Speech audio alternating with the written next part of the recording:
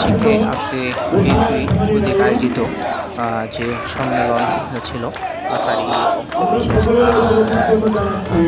নেতাকর্মী আসছেন এবং বিভিন্ন স্লোগান দিচ্ছেন এবং পরবর্তীতে মোনাজাত এবং সালিহিনের বক্তব্য দিয়ে বিভিন্ন অনুষ্ঠান পরিচালনা করা হয়। তারই অংশবিশেষ আমি তুলে ধরলাম আপনাদের।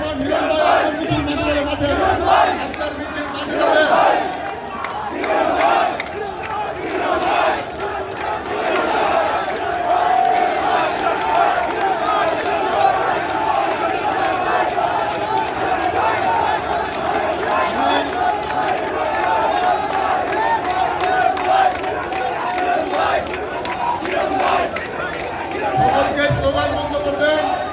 এখন আমরা সকলে দাঁড়িয়ে যার যার অবস্থান থেকে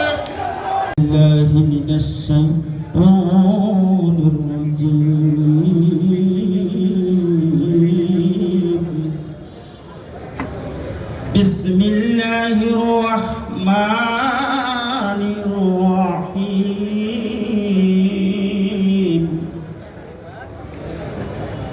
ইয়া আইয়াতুহান নাফসুল মুতমাইন্নাহ ইরজিই। প্রধান অতিথি উদ্বোধক বিএনপির কেন্দ্রীয় সাংগঠনিক সম্পাদক জনাব শরীফুল আলম, সহ সাংগঠনিক সম্পাদক ওয়ারেস আলী মামুন, আবু ওয়াহাব আকন্দ,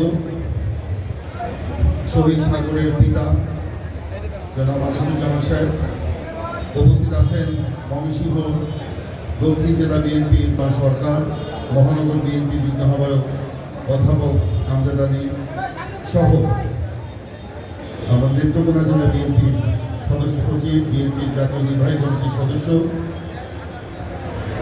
জনাব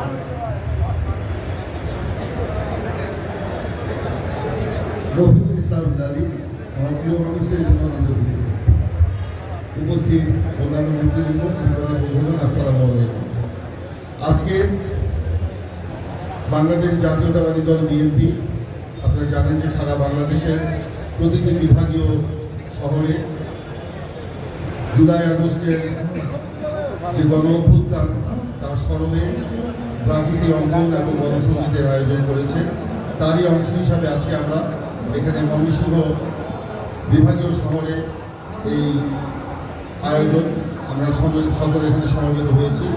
আজকে সকালে আমরা গ্রাফিতি অঙ্কন করেছি, সেই কারণে আমরা সেই আন্দোলনের অংশীদার, আমরা সেই আন্দোলনের চেতনাকে বুকে ধারণ করে সেই জুলাই আগস্টের যে গণ অভ্যুত্থান সেই চেতনাকে বুকে ধারণ করে আমাদের নেতা বিএনপির ভারপ্রাপ্ত চেয়ারম্যান জনাব তারেক রহমান তিনি বলেছেন যে এই আত্মত্যাগ, এই রক্ত কোনোদিন বৃথা যেতে পারে না।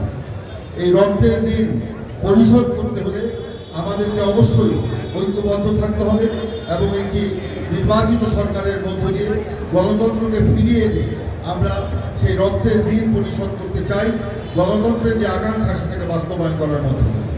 আমি বক্তব্য দীর্ঘায়িত করব না।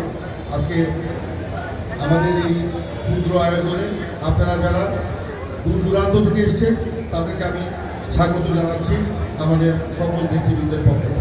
শুধু এইটুকু বলতে চাই যে সেদিন আমরা সেই তাজা রক্ত ছুঁয়ে শপথ নিয়েছিলাম, হাসিনার পতন না ঘটানো পর্যন্ত আমরা ফিরে যাব না। হাসিনার পতন ঘটিয়ে আমরা দেশে গণতন্ত্রের পথে নতুন করে যাত্রা শুরু করেছি। এই যাত্রা পথকে আরো মসৃণ করার জন্য হয়তো আগামী কয়েকদিনের মধ্যেই নির্বাচনের তারিখ ঘোষণা করা হবে এবং সেই নির্বাচন যেন অবাধ, নিরপেক্ষ, সুষ্ঠুভাবে হয়।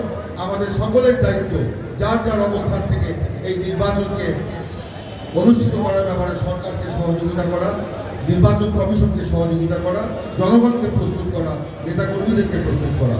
এর মধ্য দিয়ে আমাদেরকে সামনের দিকে এগিয়ে যেতে হবে।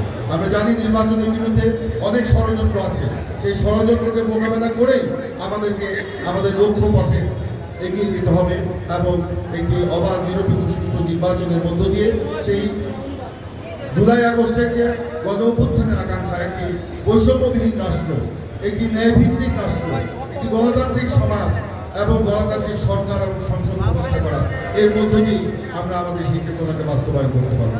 সকলকে ধন্যবাদ জানিয়ে আমি পুরো অনুষ্ঠানকে উপভোগ করার জন্য আহ্বান জানিয়ে আমি আমার বক্তব্য শেষ করছি। আল্লাহ হাফেজ। বাংলাদেশ জিন্দাবাদ। শহীদ প্রেসিডেন্ট জিয়াউর রহমান অমর হোক। দেশ থেকে বেগম খালেদা জিয়া দীর্ঘজীবী হোক। তারেক রহমান জিন্দাবাদ। জুলাই আগস্টের যারা শহীদ হয়েছেন জাতীয় বীর, তাদের প্রতি জানাচ্ছি সর্বোচ্চ সম্মান এবং শ্রদ্ধা। সকলকে ধন্যবাদ। ধন্যবাদ প্রিন্স ভাই। আমি আসলে আমাদের মাঠের বাইরে অনেক লোক অপেক্ষা করতেছেন। ইতিমধ্যে মাঠ দাঁড়ানোর জায়গায় কাউকে আপনাদের কাছে অনুরোধ করবো অনুষ্ঠানের স্বার্থে আপনারা সকলে মাঠের ভিতরে চলে আসবেন। এ পর্যায়ে শুভেচ্ছা বক্তব্য রাখার জন্য অনুরোধ করছি। গত 19 জুলাই ময়মনসিংহে এই ফ্যাসিস্টের হাতে নির্মমভাবে নিহত শহীদ